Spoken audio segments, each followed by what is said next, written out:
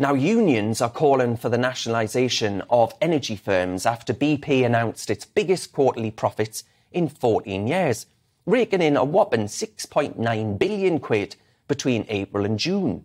Bernard Looney, quite the name, who's BP's boss, has responded by saying he's backing Britain by investing 18 billion quid in this country over the next decade.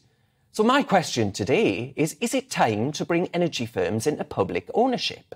Well, joining me now to discuss this, I'm delighted to say, is the president of the Adam Smith Institute, Dr. Madsen Piri, and the lead campaigner of We Own It, John Bosco Mbargo. Now, John Bosco, can I start with you? Why is nationalising energy firms something that we should seriously consider? Is it your view that that would actually combat the large profits that the likes of Shell can make? I think that the most important place to focus really is on the cost of energy bills for families right now. There are estimates that 1 in 3 households could be pushed into fuel poverty as a result of the cost of living crisis that we are experiencing at the moment.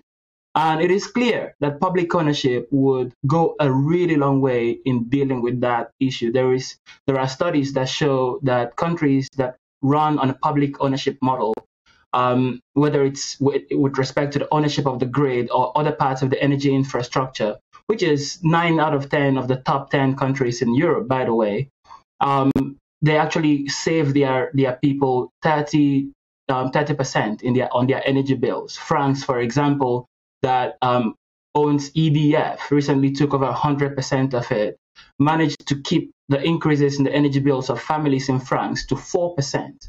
At the same time as our energy bills were going up by 54%, right? And privateers across the world, and including countries across the world, own our energy system and are sucking out billions of pounds out of it every year, while families are driven further and further into poverty and energy poverty more specifically.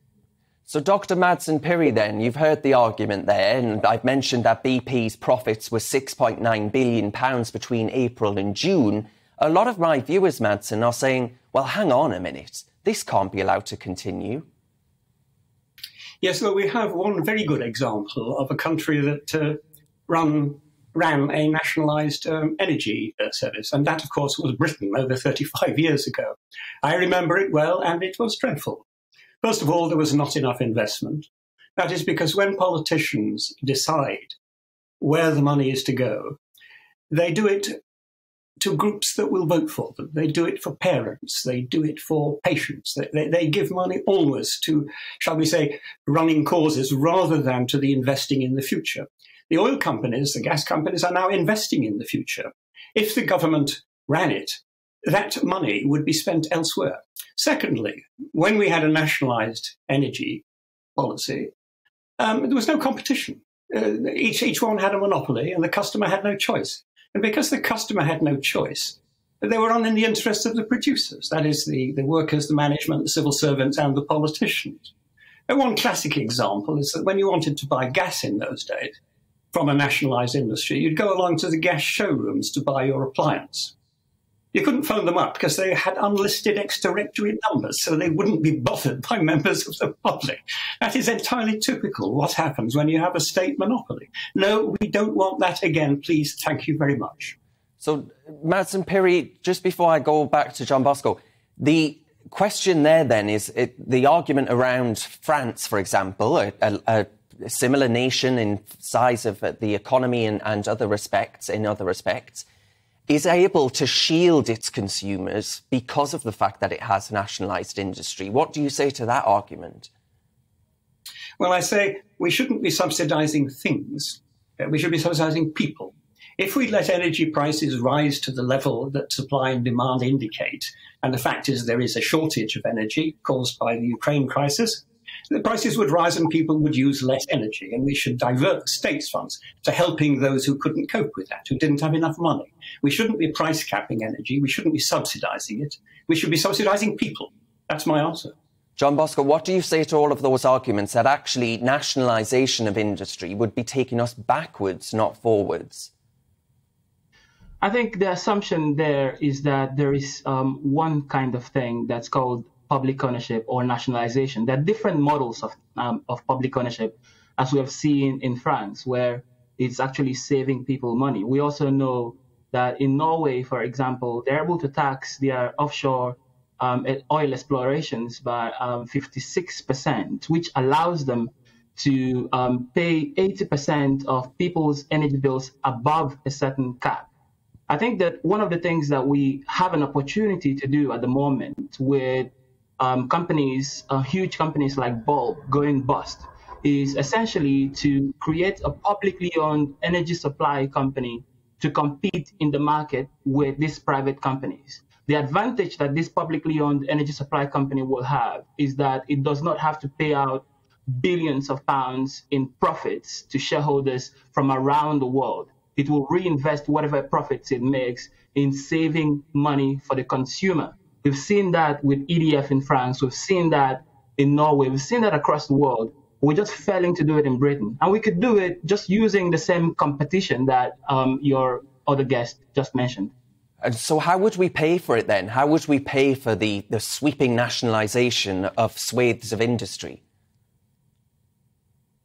Well, I think that we could obviously pay for it by investing a lot of the money that would normally go to profits into the pockets of shareholders. If we took back our a national grid, for example, we could save £3.7 billion a year. That allows us essentially to pay back whatever it is we borrow to buy back the national grid in 7.5 years. And that allows us that the money that we save in money that should otherwise go into the pockets of shareholders would allow us to buy over 222 windmills, for example, and invest in other forms of energy. I just want to let Madsen Piri respond to those claims, because actually, Madsen, the image that John Bosco paints there for my viewers sounds like the land of milk and honey. Yes, it's too good to be true. First of all, are we talking of nationalising the energy industry, or are we talking of having a new state energy company competing with private companies? It's not by no means clear which of the two is being proposed here. I myself think that when we talk of excessive profits going to shareholders, we should remember that a very large portion of BP shareholders are pension funds. And if you took that money instead, you would be taking money away from pensioners, which is not really sensible policy we ought to be doing. No, I think the answer is to let them invest the money. Instead of taking it from them in confiscatory government seizures, we should actually encourage them to invest it, make it easier and more attractive. But investing in energy is what we should have been doing. We should have been doing fracking and making us much more independent, like America is. We haven't been paying enough attention to the future. OK, we'll leave it there, folks, and my viewers will be the ones that decide whose argument they most favour. But Dr. Madsen Piri, the president of the Adam Smith Institute and the lead campaigner of We Own It, John Bosco Nambagwe, thank you very much for your time.